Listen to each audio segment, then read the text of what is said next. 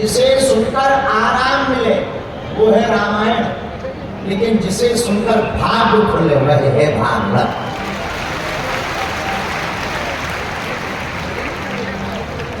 भाग्य खोलने की कोई सबसे बड़ी कृपा की पद्धति है तो उसका नाम श्रीमद् भागवत है। बोलो भागवत भगवान की। लेकिन एक बात और सुन लो, कान खोलकर सुन लो भैया, जो शिष्ट नहीं बनेगा वो कभी विशिष्ट नहीं बन पाएगा। आपको विशिष्ट बनना है, विशेष बनना है, विशिष्टता को प्राप्त करना है तो आपको अपने आचरण में शिष्टता को लाना पड़ेगा। ऐसी वाणी बोलिए मन का आपा कोय और शीतल करे आप शीतल। इसलिए इंदौर के पागलों, आज का सूत्र याद कर लो, तुम लोग अपनी वाणी को बाण मत बनाओ, अपनी वाणी को वीणा बनाओ। बाण बनाओगे तो युद्ध होगा और वीणा बनाओगे तो आपके जीवन में संगीत होगा।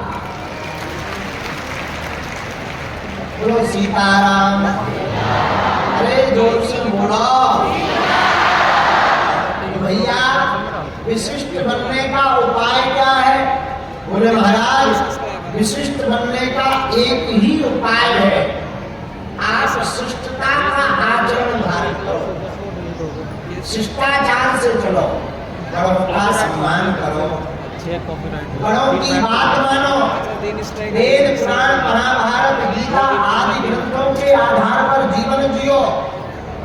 हम लोग व्यस्त हैं और ज्यादातर दुनिया में आदमी व्यस्त नहीं है, अस्त व्यस्त है। व्यस्त नहीं है, अस्त व्यस्त। हमारे प्रिय सबसे प्रिय पात्र में स्वामी विवेकानंद जी कहते हैं व्यस्त होना बड़ी बात नहीं है, बड़ी बात यह है कि तुम व्यस्त किसमें हो। वरना व्यस्त तो चींटियां भी होती, शक्कर उठाने में ढोने में चींटियां भी व्यस्त होती है। ये महत्वपूर्ण नहीं है कि तुम व्यस्त हो, पहले तुम्हें विचार करना चाहिए तुम व्यस्त हो या अस्त व्यस्त। अगर अस्त व्यस्त हो तो ना तो तुम जिंदगी का मजा ले पाओगे, ना खुद का आनंद ले पाओगे। अगर तुम केवल व्यस्त हो तो तुम जिंदगी का भी आनंद ले पाओगे और उपलब्धि भी और महानता भी पा पाओगे। इसीलिए विशिष्ट बनना है तो शिष्टता के आचरण को जीवन में उतारना है। बोलो सीताराम।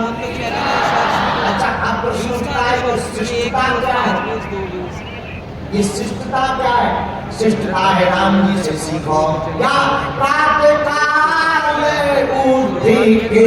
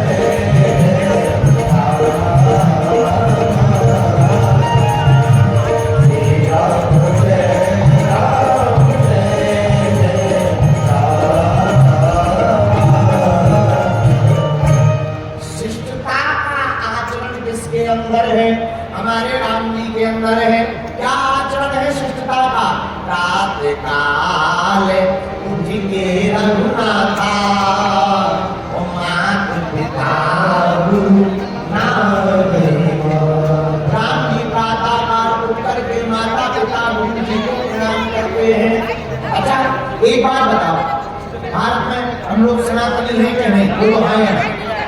अच्छा, कौन कौन सनातनी कट्टर हिंदू है? ठीक, हाथ नीचे कर लो, काम आएंगे। अब एक बात और बता, तुम लोग प्रणाम क्यों करते हो?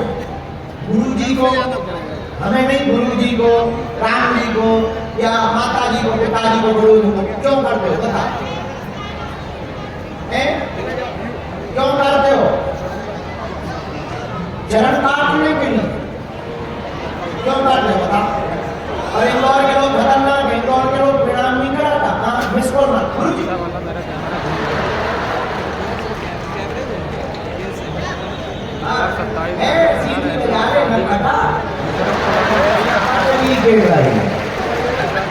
डांस होगा ना सीधी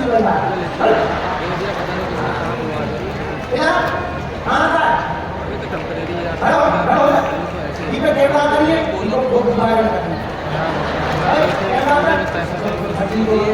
आगे बढ़ो, सीधी बजा। देखो 3200 खीसा भी दिखा है, बच्चे ने बनाई।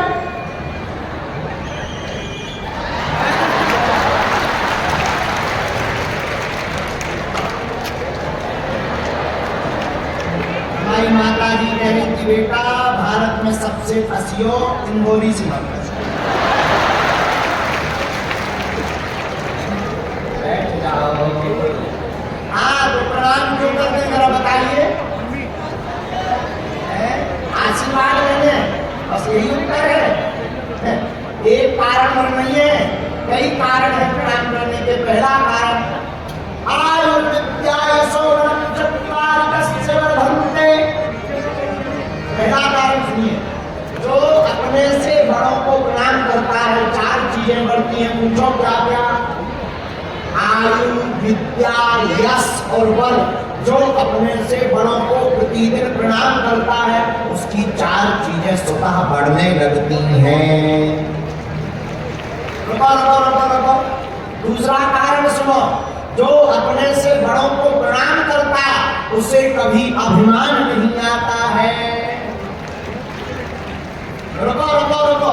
तीसरा कारण सुनो, तीसरा कारण बड़ा प्यारा है। आपने मछली पकड़ने वालों को कभी देखा? मछली पकड़ने वाले हाथ में दाना लेते हैं, जाल लेते हैं। दो प्रकार से मछली पकड़ते, एक तो बंसी से, कांटा से। और जो बड़े मछुआरे होते, जहां ज्यादा मछलियां होती, वो दाना फेंक कर पकड़ते। हाथ में दाना लेंगे, एक हाथ में जाल लेंगे, दाने को तालाब में फेंकेंगे, फिर ऊपर से जाल को फेंकेंगे। दाना खाने में आने के लिए बड़ी बड़ी मछली और मछला आकर के उस जाल में फंस जाते हैं। कितने भी ताकतवर हो, वो फिर जाल से बाहर। लेकिन जब वो दाना फेंकते हैं तो कुछ दाने सीढ़ियों पर भी गिर जाते हैं। छोटी छोटी मछलियां वहां आ जाती चरणों के पास। जब मछली पकड़ने वाले के चरणों के पास जब दाने गिर जाते और छोटी छोटी मछलियां आ जाती, तो तुम गौर करना, जो बड़े बड़े मछलियां हैं जो दाना खाने के लिए जाती हैं, जो बीच तालाब में रहती, वो तो पकड़ी जाती है, पर जो चरणों के पास रहती है वो छूट जाती है, वो बच जाती। जो चरणों के पास आता, उन्हें दाना भी मिल जाता, पर चरणों के पास आने के कारण वह पकड़ नहीं पाती हैं। और बीच वाले बड़े बड़े बुद्धिमान मछली, बड़ी बड़ी बुद्धिमान मछलियां पकड़ी जाती हैं। बोलो सीताराम। तो एक कारण यह भी है प्रणाम करने का। क्या? अगर हम अपने से बड़ों को प्रणाम करेंगे तो संसार के संकट रूपी जाल में नहीं पड़ेंगे। चरणों के पास रहने से सारे संकट हमसे दूर हो जाएंगे। इसलिए भैया, जो शिष्ट है वही, याद कर लो, जो शिष्ट है वही विशिष्ट है। क्या है? बोलो बोलो बोलो। विशिष्ट है। जो शिष्टाचार में जिएगा, जो शिष्ट बनेगा, वही विशिष्ट बनेगा। विशिष्ट बनने का उपाय क्या? अपने से बड़ों का आदर करो। आज हम महाकालेश्वर गए, भैया खूब आनंद आया, अभिषेक किया हमने, अरे खूब आनंद मिला। हमारे अक्षत चौधरी जी सुबह से रह गए, 8 बजे चल पड़े, 8:30 बजे 9 बज गए, गए गाड़ी से, जाकर वहां पे पुजारी जी आए, खूब आनंद से आहा भैया जल चढ़ाया, घृत चढ़ाया, पंचामृत चढ़ाया, फूल माला पहनी, पुजारियों जी को हमने प्रणाम किया। वहां पे आचार्यों ने आहा क्या आचार्यों ने गाया, श्लोकों की धुनी गाई, क्या जोर से पूजन किया, और वह जयकारों के साथ गूंजता हुआ हमारा महाकालेश्वर की नगरी उज्जैन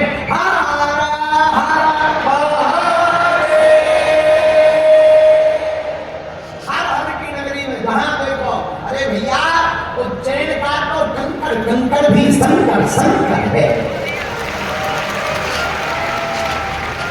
जो आनंद आया देखकर हृदय गदगद हो गया, जो वहां का उत्साह, जो भक्ति, जो लोकन्यास की सौंदर्यता, भैया उज्जैन महाकालेश्वर में दर्शन करने वाला 100 ही शिव बन जाता है। विचार किया भगवान शंकर से क्या शिक्षाएं लेनी चाहिए। विशिष्ट बनने के लिए शिष्ट होना है, और शिष्ट होने के लिए भगवान शंकर को पकड़ना है, भगवान शंकर से शिक्षाएं लो। आहा क्या शिक्षाएं, भगवान शंकर से पहली शिक्षा लो समानता। भोले बाबा की पहली शिक्षा है समानता। हमारे महादेव सबको समान देखते हैं, भूत हो, प्रेत हो, जिन्न हो, बेताल हो, गंधर्व हो, देवता हो, दानव हो, जो भी भोले बाबा की शरण में आ जाते, भोले बाबा सबको गले लगा लेते हैं। बोलो सीताराम। ये पहली विशेषता है, हमें सबको समान देखना चाहिए। हाँ जी अना जी, लेकिन हम लोग तो बड़े खतरनाक लोग हैं। हम लोग आदमी की वैल्यू देख करके स्वागत करते हैं। कोई बड़े लेवल का आए, मिठाई भी, काजू भी, बर्फी भी, और कोई थोड़ा छोटे लेवल का आए, नमकीन बिस्कुट, और कोई एकदम छोटे लेवल, चाय पी लो, केवल चाय। और कोई घर का काम आने वाला है, भैया पानी पियोगे। और कोई और लेवल का, हाँ क्या काम है। हम लोग अपने काजू के डब्बा भी लेवल के हिसाब से खोलते हैं, और हम लोग कहते हैं बता हम तो महाराज किसी का बुरा नहीं करते। भैया पहला आचरण तो यही सीखो, घर में जो आ रहा अतिथि देवो भवः, वो भगवान है, चाहे वो छोटा हो या बड़ा हो। हमने अपने गुरुजी से सीखा, हमारे गुरुजी ने हमें कहा था बेटा व्यासपीठ पर जो आ जाए मंच के पास में, चाहे वो छोटा हो चाहे बड़ा हो, नेता हो या अभिनेता हो या किसी घर का एक साधारण सा व्यक्ति हो, व्यासपीठ पर वो उतना ही सम्माननीय है जितना भारत का सबसे बड़ा व्यक्ति उच्च पद पर बैठा हुआ सम्माननीय है। इसलिए पहली शिष्टता क्या, भगवान शंकर से सीखो समानता। क्या सीखो बोलो। दूसरी शिक्षा भगवान शंकर से क्या लो, जीवन में बैलेंस बनाओ। क्या बनाओ, जोर से बोलो। अगर पत्नी खतरनाक है तो पति को शांत हो जाना चाहिए, और अगर पति थोड़ा तेज है तो देवी जी हमको भी थोड़ा अब इस तरफ से भी मिसाइल छोड़े और उस तरफ से भी मिसाइल छोड़े तो महाभारत तो होगी ही होगी। उस घर में कोई महाभारत से नहीं बचा सकता है, और हमारे पास कोई माता जी आती, गुरु जी आप ऐसा कोई मंत्र दे तो हमारे घर में शांति है, और तो शांति नहीं है। माता जी शांति तुम्हारी पड़ोसन को नहीं देनी है, शांति तो तुमको ही लानी पड़ेगी। एक अगर गर्म मिजाज के हैं तो दूसरे को ठंडा मिजाज में रहना चाहिए। पिछली बार जब हम कथा में आए थे 2 साल हो गए, कितने साल हो गए जब हम पिछली बार आए थे, तो हमको मूसा खेड़ी की चंदीलाल की लुगाई मुन्नी बाई मिली। चंदीलाल की लुगाई का नाम मुन्नी बाई, हमको वो मिली। बोले गुरु जी प्रणाम। हम कहा बेटा खुश रहो, बोली गुरुजी हम घर पे जाते हैं कथा सुनकर हमारी सासू माँ बहुत भागवत पुराण सुनाती है। उनका क्या हो जाता? बोले महाराज जी ऐसी हम घर जाते बहुत उल्टा सीधा बोलने लगती, बड़ी पंडिताइन बनी घूम रही, बड़ी पुजारनी बड़ी घूम रही, बाबाओं के पीछे लगी रहती, काम धाम करना नहीं, उठाई मारा और लिए ठाकुर जी और चल दी। हम मर्रे काम करते करते महाराज हमसे भी नहीं रहा जाता, हम भी सुना देते हैं 4-6 चौकी चौकी। महाराज हमने सुना आप पे तो बागेश्वर हनुमान जी की बहुत कृपा है, बहुत चमत्कारी हो, हमारा नाम मुन्नी बाई है महाराज, कोई मंत्र देखो हमका हम दे देंगे, मेरा ईशान हो जाएगी। गुरु जी क्या? हमने कहा तुम एक काम करना, कल थोड़ा सा शक्कर और मीठा पानी लेकर आना। वो पानी की बोतल लाई, शक्कर लाई, हमने शक्कर घोली, थोड़ा मंत्र लगाया, फूंका फाका, ओम जय बजरंगबली बागेश्वर बालाजी सन्यासी बाबा जय हो, महाकालेश्वर भैरव बाबा, चंडी माता, दुर्गा माता, काली माता। हमने बोतल ले घर जाना, मकान में प्रवेश करते ही एक ढक्कन मुंह में रख लेना। शर्त ये है गले से अंदर नहीं जाना चाहिए, मुंह से बाहर नहीं आना चाहिए।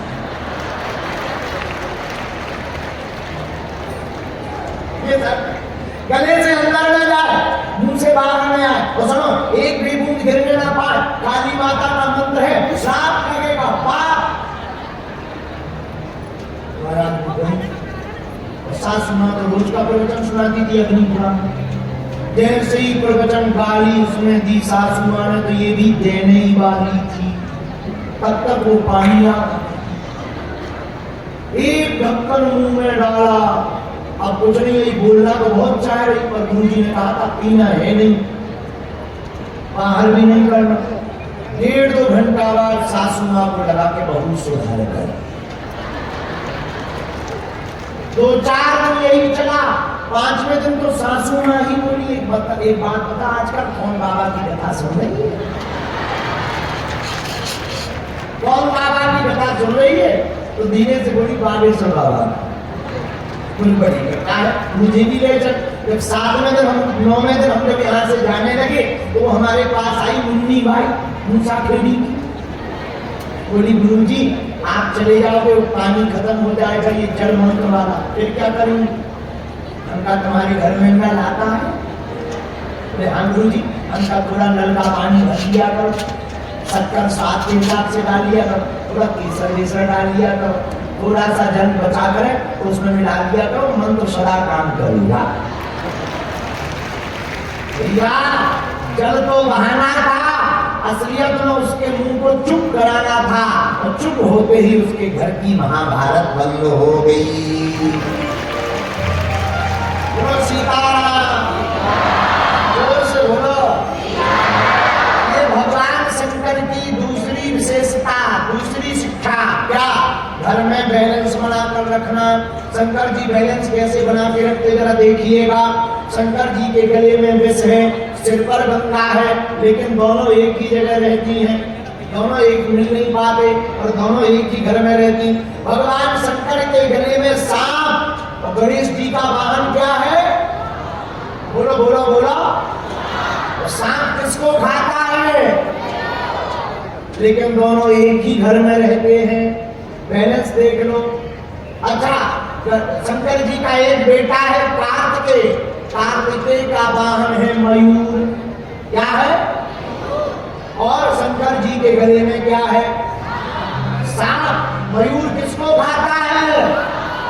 सांप को। लेकिन दोनों एक ही घर में रहते हैं, बैलेंस देख लो। तीसरा, भगवान भोले बाबा का वाहन क्या है?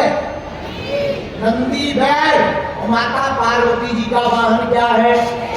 शेर। दोनों की कितनी खतरनाक दोस्ती है, लेकिन दोनों एक ही घाट पर पानी पीते हैं। ये भोले बाबा का बैलेंस देख लो, इतना बढ़िया बैलेंस है भैया। इसलिए हम कहते हैं शंकर जी से दूसरी शिक्षा लेनी चाहिए। देखो हर चीज का जोड़ा है, घर में कोई आता है तो हम लोग क्या कहते हैं? भैया इन्हें चाय पानी पिलाओ। क्या पिलाओ? चाय गरम है, पानी ठंडा है। जोड़ा के हम लोग कहते भैया जरा काजू किशमिश लाओ, काजू गरम है, किशमिश ठंडी है जोड़ा के नहीं? लौंग इलायची खा लो, लौंग गरम है, इलायची ठंडी है बढ़िया जोड़ा के नहीं? तो संसार में सब जगह जोड़ा का काम है, इसलिए आज की कथा का सूत्र नोट कर लो। घर में तुम्हारे हस्बैंड खतरनाक हो, तुम शांत हो जाओ। अगर किसी की धर्म पत्नी खतरनाक है, भैया तुम शांत हो जाओ। 2-4 दिन की बात है, अपने आप शिक्षा समझ आ जाएगी, घर का माहौल नहीं बिगड़ेगा, 4 लोग तमाशे नहीं देखेंगे, वरना बाद में पछताना पड़ेगा। महाभारत हो जाएगी पर भागवत काम नहीं आएगी। बोलो सीताराम, जोर से बोलो भैया। जहर उगलना नहीं चाहिए, जहर तो निगलना चाहिए। जहर का मतलब पॉइजन नहीं है तो तुम कल के दिन पॉइजन पी जाओ। कहो बागेश्वर वाले महाराज जी ने कथा सुनाई थी ऐसी हमको, नाजी ना, ये जहर पीने का मतलब है बुरी वाणी को बोलना नहीं है, बुरी बातों को पी जाना चाहिए। जो दूसरों की बुराइयों को पी जाता है वही व्यक्ति शिष्ट से विशिष्ट बन जाता है। इसलिए भोले बाबा जैसा कोई भी संसार में दूसरा। हमें भोले बाबा का एक गीत बड़ा याद आता है, जल्दी ना हो तो बहुत सुना दे मैं। तेरी भोले बाबा को